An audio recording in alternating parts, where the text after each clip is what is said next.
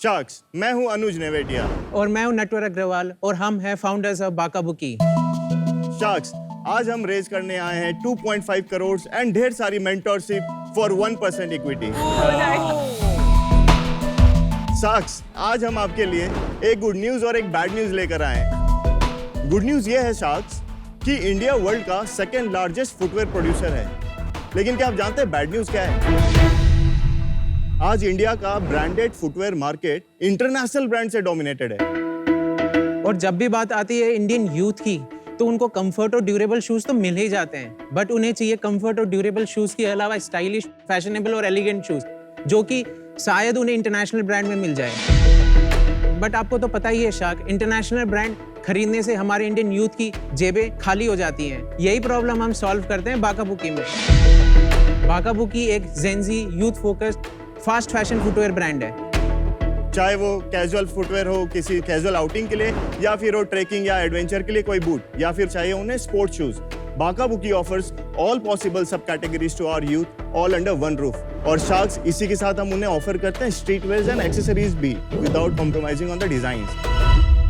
Sharks Bacca Bucci एक home grown Indian footwear brand है, जिसकी शुरुआत हमने 2014 में की थी, और आज की डेट तक हम बाका बुकी में 30 लाख से भी ज्यादा शूज कस्टमर्स को डिलीवर कर चुके हैं। और आप हमारी प्रोडक्ट्स परचेज कर सकते हैं हमारी वेबसाइट bakabuki.com या फिर इंडिया के सारे रेप्यूटेड मार्केट प्लेसेस से। शार्क्स, हमारा विजन है इंटरनेशनल ब्रांड्स के इस दबाव को कम करके इंडिया में बनी इस ब्रांड को ग्लोबल लेके जाना और इंडियन यूथ का फर्स्ट प्रेफरेंस ब्रांड बनना। So sharks, are you ready for the Bacca Bucci revolution?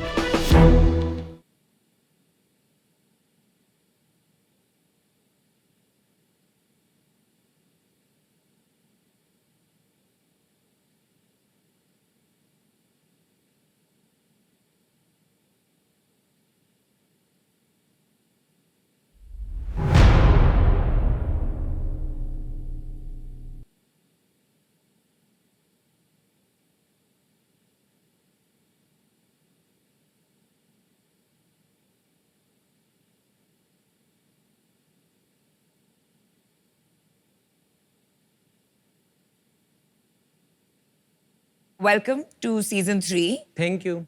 एक बहुत बेसिक क्वेश्चन मैं आपसे पूछना चाहूंगी। ये जो सब यंगस्टर्स को मैंने देखा अभी, और फिर ये जो देख रही हूँ, यहाँ दीपिंदर है और वहाँ अमन है, ये अपनी लेसेस नहीं बांधते हैं, ये कॉमन है क्या? आजकल ना लेसेस को 5-6 तरीके से टाई करने का ट्रेंड चल चुका है, तो ये कॉमन है। बट हाँ, क्योंकि लोगों को ना आजकल इंटरनेशनल ब्रांड शायद ब्रीदेबल शूज नहीं दे पा रहे, तो कभी कभी वो अनलेस करके भी रखते हैं। बट वो फैशन के लिए भी कोई कोई कर लेते हैं। सर ने तो फैशन के लिए किया होगा, मैं वेरी श्योर। थोड़ा सा बताइए कि आपका बैकग्राउंड क्या है और how did you think of starting this? So we both are from chartered accountancy background. Nice. Yeah, we were into a job. मैं basically loan syndication में था. Anuj was in EY. जब मैं जॉब में था, I was in need of a shoe. जब मैंने compare किया at that time in 2014, online और ऑफलाइन के प्राइसेस में काफी सिग्निफिकेंट वेरिएंस था. In fact online shoes were expensive and offline was cheaper. तो हमने वहाँ से स्टार्ट करा कि as an side hustle start करते हैं as an selling of shoes, and then gradually we continued selling on, and आज वी आर फुल टाइम। अच्छा, ठीक है। आपने शुरू किया ये कह के कि fast fashion footwear brand, Yeah. और अभी आपने ये एक्सटेंड किया है। So this is an category extension. T shirts अभी अक्टूबर मंथ में ही लॉन्च किया है। अच्छा, तो प्रोडक्ट्स देख सकते हैं हम? या श्योर सर, आपके लिए boot. Sir, nice packaging. Thank you so much. Basically, we have a separate packing for each segment.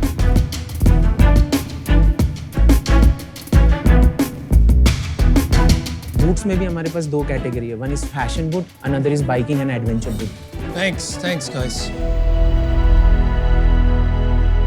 Generally हम शूज कंपनी देखते हैं ना, तो एक स्टाइल लैंग्वेज होता है। नाइकी को आप देखिए तो उसका swoosh साइन है, अडीडास देखिए तो उसके 3 स्ट्राइप्स हैं, तो इट्स इजीली आइडेंटिफाइबल और एक फैशन स्टेटमेंट बन सके। आपके हर शू डिजाइन में अलग अलग डिजाइन है, पता नहीं चलता है ये एक ही कंपनी से आए हुए हैं। तो ये क्या आपने जान करके किया कि इसके बारे में सोचा ही नहीं? बेसिकली हमारी जो ब्रांड लोगो आपको दिख रही है, circle logo, that's an corporate logo. हमारी मेजर 3 कैटेगरीज हैं, स्नीकर्स, बूट्स एंड स्पोर्ट्स। हमने इन 3 कैटेगरीज को अलग अलग BaccaBucci street, BaccaBucci active and BaccaBucci adventures के नाम से ब्रांडिंग किया। ये वाला मोनोग्राम आप एक टाइप ऑफ रेंज पे लगाते हैं और वो बीबी किस पे दिखते हैं? ये वाला हम हर कैटेगरी में लगाते हैं। बीबी स्ट्रीट अब से आपको बाकाबुकी के सिर्फ स्नीकर्स में दिखेगा। एंड ये भी दिखेगा? ये स्ट्रीट के साइड में एक छोटा सा लोगो आपको वहाँ पे दिख रहा होगा मैम। एक्टिव में क्या दिखेगा? The word active. एक्टिव है उसमें। थोड़ा कंफ्यूजिंग है। ब्रांडिंग में यहाँ पे कंसिस्टेंसी नहीं। लोगो देख लो आपको, Yeah. वो जो सर्कल है उसके बीच में और बी में स्पेस कम है और जो बाका और बुकी के बीच में स्पेस ज्यादा है। Design language is actually like 2 out of 10। ये अच्छे कंफर्टेबल है बॉस, मैंने पहने अभी। I like the comfort of the shoes. Glad it's not thank you so much. आपका जो टैग लाइन है, creating culture for the generations to come, true. आप क्या कल्चर क्रिएट करना चाहते हैं? तो इंडिया में लार्जली 3 मेजर सेगमेंट्स हैं। हाँ जी। 1000 below is more massy, हाँ जी। 3000 and above is more premium. Between 1000 and 3000 there is a very big white space जहाँ पे कोई ब्रांड प्ले करना ही नहीं चाहता। इसकी अपने आप में FY25 तक 18,000 करोड़ का मार्केट है। पर कैंपस, स्केचर्स इन सब के आते हैं ना 1000 to 3000? कैंपस मासी ब्रांड है, like it is below 1000 rupees. ये कितने का है? 1699। प्राइसिंग तो अच्छी है यार। ये देख के 1600 का नहीं लगा, 2500 का लगा। तो मुझे तो क्वालिटी ऐसे पसंद आई। मुझे लग रहा है कि it's not a bad product, अच्छा है, थोड़ा एस्पिरेशनल है, थोड़ा फंकी है डिजाइन। शायद वो प्राइस पॉइंट में नहीं मिले, लेकिन उसको करीब से अगर आप देखें तो जो क्वालिटी चीज होनी चाहिए, जैसे स्टिचिंग है, ये सब की फिनिशिंग में बारीकी नहीं है। सर जो शूज आपके हाथ में है ना, उसमें मोर देन 27 कंपोनेंट्स है। So this is one of the complex shoes in our portfolio. But vibe कैसे क्रिएट करते हो? कल्चर जो आप बोल रहे हो उसका कैसे क्रिएट करा और कहाँ किया है, कैसे किया है? Sir with the designs that we offer. Only design, culture, content के लिए कुछ नहीं कर रहे? यस, कंटेंट के लिए बिल्कुल कर रहे हैं। हमारी बिल्कुल। इंस्टाग्राम की आप हमारे 72,000 से ज्यादा कम्युनिटी है। आप कितने साल से हो बिजनेस में? Almost a decade sir. 72,000 for a company जो कल्चर क्रिएट करने की ट्राई कर रही है, वो बहुत वीक है। एक्चुअली क्या है कि कोविड से पहले बाकाबुकी में हम ब्लैक एंड ब्राउन करते थे, बट जैसे ही कोविड आया so we saw that there is a shift happening into sneakers market. COVID के बाद में हमने उस चीज को पिवट किया और सारा का सारा चेंज कर दिया टुवर्ड्स स्पोर्ट्स एंड स्नीकर्स। पर मुझे कोई फिर भी कोई यूएसपी नहीं दिख रहा है आपके डिजाइन में। हम जिस प्राइस पॉइंट में ये डिजाइन दे रहे हैं, price is your differentiator. Our price, yes obviously, because we are price you can't build scale just on pricing ना। बेसिकली ये है कि जो पूमा 5000 में बेचता है, हम वो चीज 2000 में देते हैं। नाइकी का एंट्री लेवल शू कितने का आता है? 2000। नाइकी का एंट्री 2500 2500 का आता है। वो डिस्काउंट पे आपको मिल जाएगा 1800-1900 का। नाइकी का 2018 में शायद कोई 1-2 डिजाइन मिल भी जाता होगा डिस्काउंट के बाद, तो वो इतने अच्छे नहीं दिख रहे होंगे। पर वहाँ पे नाइकी का सूश है ना, हाँ, वो करता है मैटर। जब ब्रांड एस्पिरेशन वाली बात आती है, दिखावे वाली बात आती है, तो उनको चीपेस्ट सामान चाहिए नहीं होता। आपको याद है टाटा नैनो के आने से पहले मारुति 800 होती थी और होती थी Alto. Maruti 800 was the cheapest car in the market, Maruti Alto was the second cheapest car in the market. ये दोनों कारों में ज्यादा पता कौन सी वाली बिकती थी? 800 आई ना, गेस। ऑल्टो बिकती ज्यादा। ऑल्टो आने के बाद ऑल्टो बिकने लगी थी। Nano I, okay, Maruti 800 became the largest selling car in the market. This is as much as I know. तो वो प्राइसिंग पे नहीं जीत सकते हो आप। करेक्ट। राइट। आपको ब्रांड पे जीतना पड़ता है, एस्पिरेशन पे जीतना आपको ना पड़ता है। तुम्हारे सेल्स नंबर हाँ, बता sales के बताइए। सबके छक्के छुड़ा दो। क्योंकि 250 करोड़ वैल्यूएशन, तो कुछ तो मैजिक होगा। जो लास्ट फाइनेंशियल हमने क्लोज किया है, उसमें हमने नेट सेल्स क्लोज करी है 47 करोड़। ये बात। 21-22 थी, उसमें थी 29 CR और उससे पहले थी 19 CR। और इस साल हम FY24 क्लोज करेंगे between 75 to 80 CR. We have been on constant growth of around 55 to 60% year on year. पिछले 6 महीने में कितना किया? सर उससे पहले मैं आपको ये बता देता हूँ कि हमारी जो स्प्लिट चलती है first 6 month and last 6 month की, वो 35-65 चलती है। चलिए वो तो पिछले साल का देख के समझ में आ जाएगा, फिर Right. भी बता दीजिए। तो अभी जो हमने फर्स्ट 6 मंथ्स में क्लोज किया, दैट्स अराउंड 27 करोड़। पिछले साल इसी पीरियड में 15.6 CR था। एंड में हुआ कितना? 47। 47। तो 2/3 बाद में जुड़ा। हाँ जी। प्रॉफिट बना रहे हो? बिल्कुल बना रहे हैं मैम। कितना % EBITDA है? हम 7 to 8% EBITDA पे हैं। तो आप ये 5-6 करोड़ प्रॉफिट करोगे ये साल? बिल्कुल। ओके। ग्रॉस मार्जिन कितना है 55%, of net revenue and performance marketing percentage total 8.5%। तो वो बीच में और क्या क्या है बता दीजिए। हमारा जो COGS है 45%, 55% है GP, उसके बाद में 32% है cost of selling. Cost of selling क्या है?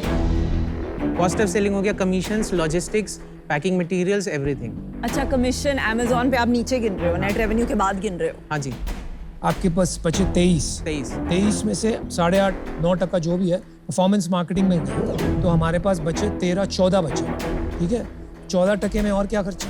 सैलरीज, रेंट्स है उससे 7 7% है हमारे प्रॉफिट एंड लॉस स्टेटमेंट के अकॉर्डिंग। So Got it.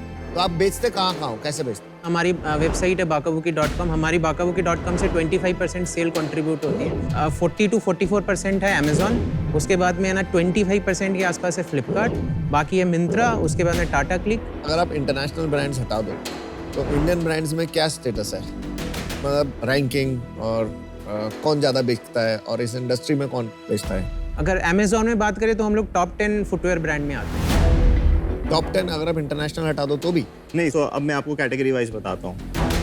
हम Amazon, फ्लिपकार्ट और मिंत्रा तीनों में स्ट्रैटेजिक पार्टनर्स हैं उनके। आप Amazon में एक बहुत बेसिक कीवर्ड भी अगर आप जाके टाइप करोगे मैन बूट्स, तो आपको सबसे पहले बाकाबुकी ही दिखेगा। वैसे ही आप स्नीकर्स लिखोगे, you will see BaccaBucci always on top. और मैं ये स्पॉन्सर्ड एड्स की बात नहीं कर रहा हूँ, ऑर्गेनिक विजिबिलिटी की बात कर रहा हूँ। और हमारी एवरेज रेटिंग Amazon में 4.1 है। क्या किया जो टॉप में आ रहे हो विदाउट पेइंग? सर, प्रोडक्ट की वैल्यू है, हमारा NPS स्कोर 60 है। हमारे पास अलग सेपरेट टीम है जो कि कस्टमर की फीडबैक लेती है, कस्टमर को डिलीवरी होने के बाद। टोटल रिटर्न्स कितने हैं आपके? 16 to 18% है। फंडिंग उठाया आपने पहले? नहीं, बूटस्ट्रैप्ड है अभी तक। तो भाई आपको चाहिए क्या? मतलब 2.5 करोड़ दे के 1% लेके हम करेंगे क्या? यहाँ बाकाबुकी में हमने कन्वेंशनल वे ऑफ बिजनेस को कभी नहीं छोड़ा, जो है 2 मेन पिलर बिजनेस का जो हम बिलीव करते हैं, दैट्स ग्रोथ एंड प्रॉफिटेबिलिटी। इन 2 चीज़ों पे फोकस करने के लिए आपको हमेशा प्रोडक्ट को इनहांस करना पड़ेगा, प्रोडक्ट को ही अपना किंग बनाना पड़ेगा। इसीलिए ये पैसे से हम चाहते हैं कि थोड़े से और R&D करके थोड़े अपने खुद के मोल्ड्स में इन्वेस्ट करना चाहते हैं। हम इसको और प्रीमियम में मूव करें, थोड़े बेटर टीम्स और हायर करना चाहते हैं। और मैन्युफैक्चरिंग खुद का आपका? नहीं, सारा कॉन्ट्रैक्चुअल मैन्युफैक्चरिंग। तो वो बाकी लोग के लिए भी बनाते हैं? तो ऐसा कोई होल्ड नहीं है आपका मैन्युफैक्चरिंग के ऊपर? नहीं, होल्ड है। Basically they are not allowed to make for any other online digital brands. उनकी सारी कैपेसिटी हम कैप्टिवली कंज्यूम करते हैं। तो firstly very happy to see fellow chartered accountants as entrepreneurs and 80 crore sales is not a joke with profits, so congrats. But मुझे कुछ USP नहीं दिख रहा है। ब्रांडिंग एक कल्चर क्रिएट करना बहुत ज़रूरी है and that can't be just on pricing, right? तो I think आप उस पर थोड़ा फोकस कीजिए, but without a clear vision, I'm not excited about this, so I'm out. जितने भी बड़े बड़े फैशन ब्रांड्स हैं वो एक्चुअली Amazon में इन्वेस्ट ही नहीं करते, क्योंकि वहाँ पे इतनी ज़्यादा वैल्यू सीकिंग बिहेवियर है। तो फैशन डिस्कवरी के लिए it's not the ideal place. तो आपका 45% बिजनेस Amazon पे आ रहा है क्योंकि आपकी पोजिशनिंग कंज्यूमर के माइंड में है value for money, which is very powerful. India में बड़े बड़े बिजनेसेस बनते हैं on value for money positioning, पर आपका जेन्युइन जो ग्रॉस प्रॉफिट है, मेरे मानना है कि वो 23% है। उसमें भी फिर मार्केटिंग जाता है, क्योंकि आप अपना gross margin cost of selling हटा के देखते हैं, वो ग्रॉस मार्जिन है। फैशन में जनरली बहुत मुश्किल है 23% ग्रॉस मार्जिन पे एक ब्रांड बिजनेस बनाना। As an investor that is interested in brand building, ये अभी राइट फिट नहीं है। I am out. आप जब बातें कर रहे थे, आप बातें कर रहे थे मटेरियल्स की, आप बातें कर रहे थे प्राइसिंग की, मैं तब से कोशिश कर रहा था कहीं पे कुछ ब्रांड एलिमेंट्स सुनाई दे जाए, कुछ कल्चर, कुछ वाइब समझ आ जाए। तो एक थोड़ी मेंटालिटी आपकी based on your experience trading की है। That reason for now I am out. हमारी टीम में भी ना मैं लोगों को बोलता हूँ यार कि यार टेस्ट और क्लास मीट्रिक्स से ना ज़्यादा ज़रूरी होता है। अगर आप टेस्ट और क्लास रखो तो मीट्रिक्स आ जाते हैं। आपके लोगों में ग्लेयरिंग एरर्स हैं, डिज़ाइन एरर्स हैं, है ना। और अगर आपको वो ही नहीं दिख रहा तो आप अच्छा ब्रांड कैसे बना लोगे? So I'm out. Feedback taken and branding पे definitely you will see the changes very very soon. मैंने बात कही थी आपको ब्रांडिंग की शुरू में ही राइट तो I totally agree with the other sharks, वो बात नहीं दिख रही है, लेकिन नंबर्स डोंट लाई। तो कुछ तो बात है, एक मार्केट है जो इग्नोर हो रहा है, जिसमें आप शायद रिलेट कर पा रहे हो, हम नहीं कर पा रहे, Right. लेकिन आपने उसमें बिजनेस बना लिया, लेकिन डील कैसे बना नहीं समझ में आया। आपका आस्क भी इतना अनरियलिस्टिक है कि बना के भी मैं कुछ डील नहीं बना सकता। So I wish you the best, but I am out. एक एडवाइस आपको दूंगा, Sure. अगर आपको सच में आपको कस्टमर को समझना है और उनके करीब रहना है और उनके लिए प्रोडक्ट्स डेवलप करने हैं, तो ऑफलाइन स्टोर खोलिए, वहाँ ग्रोस मार्जिन बढ़ेगी, आप कस्टमर से डायरेक्टली बात कर पाएंगे और समझ पाएंगे क्या प्रॉब्लम्स है ब्रांड में, क्या बनाना है आगे चलकर, and I think you can grow into a big business. Good luck. Alright, thank you sir. Super, good luck. Thank you sir.